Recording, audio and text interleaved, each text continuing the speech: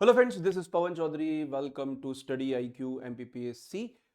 Here's another video of MPPSC Target 80 Prelims Booster Series. If you are not clear MPPSC Prelims by 1 marks or 2 marks, this video is especially for you. This series is especially for you. And the today's topic is leader of 1857 revolt from Madhya Pradesh. As you know कि मध्य प्रदेश और पूरे almost north India में 1857 revolt हुआ और उस revolt में मध्य प्रदेश से किसने पार्टिसिपेट किया, हमेशा एग्जाम में क्वेश्चंस आते हैं। तो हम लोग मध्य प्रदेश के तमाम इंपॉर्टेंट जो डिस्ट्रिक्ट्स हैं वहां से इंपॉर्टेंट जो लीडर्स हैं उन लीडर्स के बारे में बात करेंगे। खैर सभी लीडर्स को तो इंक्लूड करना थोड़ा मुश्किल है और स्पेशली कई सारे ऐसे लीडर्स हैं जिनके नाम भी हम लोग नहीं जानते, लेकिन जो सबसे फेमस लीडर्स हैं जिनके हमेशा एग्जाम में क्वेश्चन आते हैं उन लीडर्स की हम लोग इस वीडियो में बात करने वाले हैं। सबसे पहले बात करेंगे कि तो जो 1857 का जो रिवॉल्ट है वो एमपी में स्टार्ट हुआ from the place is called the Neemuch. Neemuch एक समय पे ब्रिटिश छावनी हुआ करती थी, ब्रिटिश कंटोनमेंट हुआ करती थी और यहाँ पे 3 जून 1857 को अली बेग नाम के जो लीडर्स हैं इन लीडर ने इसकी शुरुआत की। एक्चुअली अली बेग और उनके जो दूसरे सोल्जर्स थे उनको ब्रिटिश ओथ दिलवाना चाहते थे कि वो मेरठ के सोल्जर्स की तरह उनके साथ किसी प्रकार की कोई बगावत, किसी प्रकार का कोई ट्रेडर एक्ट नहीं करेंगे, लेकिन अली बेग नहीं माने और अली बेग ने ट्रीटी या उन्होंने ओथ लेने से मना कर दिया और वहीं से रिवॉल्ट की स्टार्टिंग हो गई। अब जब निमच से रिवॉल्ट की स्टार्टिंग हुई तो निमच से रिवॉल्ट के जो सोल्जर्स हैं उनमें से कुछ सोल्जर्स यहाँ के गए दिल्ली की तरफ और दूसरे सोल्जर यहाँ से जाते हैं इंदौर की तरफ। और इंदौर में एक जगह है उसका नाम है महू। महू के अंदर भी ब्रिटिश कंटोनमेंट है, याद रखिएगा। इसके मेन सेंटर जो है वो वही सेंटर है जहां पर ब्रिटिशर्स की जो छावनी है, ब्रिटिशर्स के कैंट हुआ करते थे। तो revolt started from the Neemuch on the 3rd of June 1857। उसके बाद आगे बढ़ेंगे तो रिवोल्ट का सेंटर जो है वो आया इंदौर। तो निमच से लेके सेंटर कहां पर आया, निमच से सेंटर जो है इंदौर आया और इंदौर जब आया तो 1 जुलाई को इंदौर के पास में एक जगह महू, मैंने बताया Mhow is the military cantonment near the Indore जो 1818 के ट्रीटी ऑफ मंदसौर के अकॉर्डिंग स्टैब्लिश की गई थी। यहाँ के जो मेन लीडर थे उनका नाम था सादत खान और उसके अलावा भागीरथ सिलावट, वंश गोपाल, ये 3 इंपॉर्टेंट लीडर आपके इंदौर से हुआ करते थे। और यहां पर भी इंदौर में सादत खान जो है was the army officer of the Holkar, तो होलकर के राजा या होलकर के ऑफिसर्स हुआ करते थे। इन्होंने यहाँ पे रिवॉल्ट की स्टार्टिंग की और उसके साथ में उन्हीं के एक व्यक्ति थे उनका नाम था मुराद अली जो महू के अंदर जो मिलिट्री कंटोनमेंट है उस मिलिट्री कंटोनमेंट में थे। तो मिलिट्री कंटोनमेंट में भी रिवॉल्ट हुआ और वहां से उन्होंने मिलिट्री कैंट से तकरीबन 9 लाख रुपीज वहां से उन्होंने कैप्चर किए और रिवोल्यूशनरी एक्टिविटीज जो हैं उनके अंदर स्प्रेड कर दिए। महू के बाद, इंदौर के बाद सोल्जर जो है वो आगे मूव करते हैं आपके ग्वालियर की तरफ। तो वहां से ग्वालियर की तरफ गए, स्पेशली आगर मालवा राजगढ़ होते हुए ग्वालियर की तरफ। रिवोल्ट का जो अगला सेंटर था वो इंदौर के पास में एक डिस्ट्रिक्ट है धार और धार के अंदर एक छोटा सा जागीर है, उस जागीर का नाम था अमझेरा। अमझेरा जागीर उस समय हुआ करती थी सिंधियास के अगेंस्ट और सिंधिया अगेंस्ट थे ब्रिटिशर्स के अगेंस्ट। तो एक तरीके से ब्रिटिश सोवनिटी के अंदर आपको ये स्टेट था। जब इनको लगा कि इंदौर में रिवोल्ट हुआ है तो क्यों न हम भी रिवोल्ट करके अपने आप को इंडिपेंडेंट कर दें। इसके लिए यहाँ के राजा बख्तावर सिंह जो थे इन्होंने 1857 के रिवोल्ट में पार्टिसिपेट किया ताकि इनके स्टेट को भी ये इंडिपेंडेंट कर सके। ठीक है, चलिए उसके बाद रिवोल्ट सेंटर पहुंचता है यहाँ से मंदसौर और मंदसौर के अंदर जो लीडर थे उनका नाम था शहजादा फिरोज। ये कौन थे, ये दिल्ली के जो बादशाह या बोल सकते हैं emperor of India Bahadur Shah Zafar second जो है उनके नाती या उनकी बेटी के बेटे ना, उनके ग्रैंडसन। तो हिंदी में नाती थोड़ा आसान हो जाता है बोलना, अदरवाइज ग्रैंडसन तो दोनों तरफ से हो सकते हैं ना, मैटरनल पैटर्नल।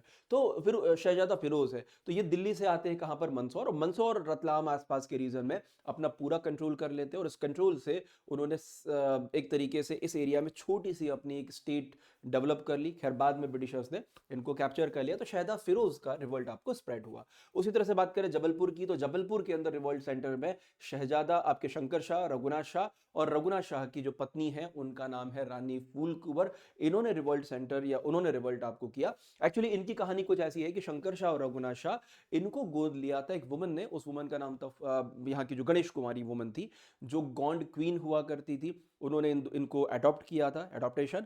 और उसके बाद जब ब्रिटिशर्स ने इनसे ट्रीटी की, उस ट्रीटी के बाद एक्चुअली इनको पूरा जो रीजन है इस रीजन को कैप्चर कर लिया गया और उसके बाद इनको सिर्फ पुरवा नाम का एक फोर्ट था जबलपुर में, वहां पर लोगों को रखा गया और वहीं से फिर इन्होंने रिवोल्ट सेंटर उसको स्टैब्लिश करके रिवोल्ट किया with the help of army, लेकिन ज़्यादा सक्सेसफुल नहीं हो पाए क्योंकि बाद में फिर ब्रिटिशर्स ने इनको कैप्चर कर लिया। ठीक है, अगला जो इंपॉर्टेंट रिवोल्ट सेंटर है, अगला इंपॉर्टेंट रिवोल्ट सेंटर कहाँ पर है? अगला इंपॉर्टेंट रिवोल्ट सेंटर है मंडला, और मंडला के अंदर रानी अवंतीबाई लोधी जो रामगढ़ की क्वीन हुआ करती थी, अवंतीबाई लोधी, इन्होंने यहाँ पर रिवोल्ट आपको किया और इन्होंने एक्चुअली पहले मंडला के फोर्ट पे कैप्चर किया और मंडला के फोर्ट के बाद बाकी पूरे रीजन को कैप्चर करके रिवोल्ट की स्टार्टिंग की। खैर बाद में इनको भी ब्रिटिशर्स जो हैं उन्होंने सप्रेस कर दिया। उसी की तरह से आप देखोगे सागर आ जाएंगे तो सागर के अंदर जो रिवोल्ट के सेंटर है फाजिल अली खान और फाजिल मोहम्मद खान और नवाब अली मोहम्मद खान, इन्होंने मिलकर यहाँ पर रिवोल्ट किया और ये दोनों सागर मतलब एक्चुअली ये पहले सीहोर में थे। सीहोर में एक जागीर है उसका नाम है गड़ा अंबा पानी,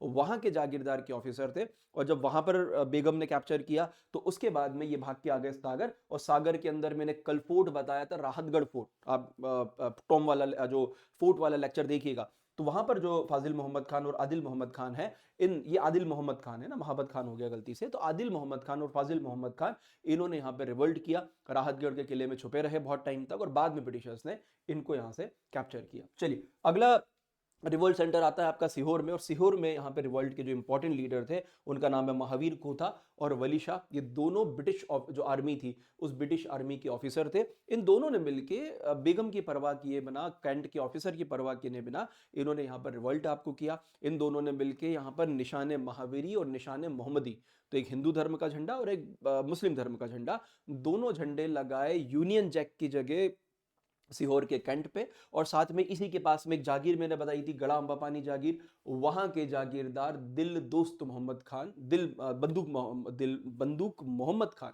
दिल बंदूक मोहम्मद खान, उन्होंने यहाँ पर रिवोल्ट किया और बाद में इन्हीं के जो सोल्जर्स थे फाजिल अली और आदिल अली, और साथ में इन्होंने सीहोर के अंदर आप देखोगे तो उन्होंने यहाँ पे सीहोर में सिपाही जो गवर्नमेंट है या सिपाही बहादुर गवर्नमेंट का एस्टैब्लिशमेंट किया, जो सोल्जर की एक प्रॉपर गवर्नमेंट हुआ करती थी जैसे दिल्ली में बनी थी उसी तरह से यहाँ पर भी आपको बनी थी। अगला रिवोल्ट सेंटर है गुना। गुना का रिवोल्ट सेंटर जो है राघोगढ़ के जो राजा है अजीत सिंह, इन्होंने पार्टिसिपेट किया। अब देखो जो सोल्जर मैंने आपको बताया था कि जो सोल्जर पहले महू से निकले, मतलब निमच से निकले, निमच से पहुंचे महू और महू पहुंचने के बाद यहां से जाते हैं गुना और रास्ते में उनको अजीत सिंह ने हेल्प किया, उनको पैसा दिया, उनको वेपन्स वगैरह आपको प्रोवाइड किए, ये दोनों चीजें उनको प्रोवाइड की। अब सबसे इंपॉर्टेंट क्या है कि जो अजीत सिंह है he was the enemy of the Jiwaji Rao Holkar, Jiwaji Rao Scindia sorry, तो सिंधियाओं के दुश्मन थे, इनके बीच में टसल चलती रहती थी। कई बार आपने सुना होगा कि दिग्विजय सिंह और ज्योतिराज सिंधिया जो हैं इनके बीच का टसल जो है वो 200 साल पुराना है। तो ये उसी समय की कहानी है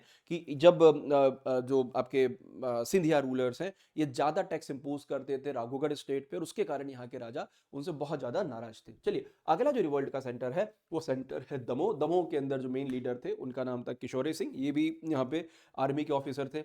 साथ में आ जाओगे होशंगाबाद या नर्मदापुरम। नर्मदापुरम के अंदर रिवोल्ट के जो हीरो थे ठाकुर दौलत सिंह और पंडित बाबा साहब, ठीक है, दोनों लीडर्स के नाम याद रखिएगा। फिर आ जाते हैं फिर से सागर में। सागर में रामदीन और शुभदीन ये दो भाई थे, तो उनके अलावा फाजिल और आदिल तो है ही हैं, ठीक है। चलिए उसके अलावा और आगे बढ़ते हैं तो अगला जो रिवोल्ट का जो सेंटर था तो ये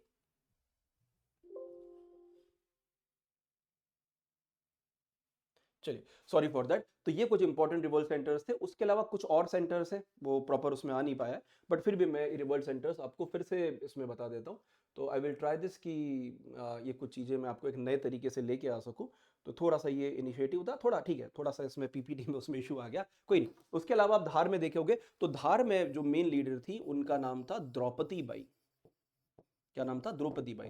तो धार के अंदर इंपॉर्टेंट लीडर थी, उनका नाम था द्रौपदी बाई। जब रिवॉल्यूशनरी सोल्जर ने धार वाला जो फोर्ट है उसको कैप्चर किया तो वहां की जो क्वीन थी द्रौपदी बाई, उन्होंने इनकी हेल्प की। साथ में अगर मैं उज्जैन की बात करूं तो उज्जैन की जो इंपॉर्टेंट लीडर थी ये यहाँ पे जो यहाँ की जो क्वीन जो दौलत राव सिंधिया जो थी उनकी वाइफ है, उन्होंने यहाँ पे रिवोल्ट सेंटर किया या उन्होंने रिवोल्ट की इनिशिएशन किया और सोल्जर्स की उन्होंने प्रॉपर तरीके से यहाँ पर आपको हेल्प की थी। तो याद रखिएगा कि निमच से स्टार्ट हुआ, निमच से पहले ये पहुंचता है कहाँ पर? आपके इंदौर में, इंदौर के पास महू में, और महू से फिर शाजापुर राजगढ़ होते हुए गुना, और गुना से रिवोल्ट सेंटर आगे ग्वालियर की तरफ आपको बढ़ता। तो ये तमाम रिवोल्ट सेंटर्स जो है इनको याद रखिएगा, कई बार एग्जाम में डायरेक्टली यहाँ से जो क्वेश्चंस हैं वो क्वेश्चंस पूछे जाते हैं। तो I hope you like this video, और तमाम इंपॉर्टेंट जो रिवोल्यूशनरी लीडर्स हैं उन लीडर्स के बारे में आप सब कुछ चीज़ें जान चुके होंगे। चलिए thank you very much, have a good day.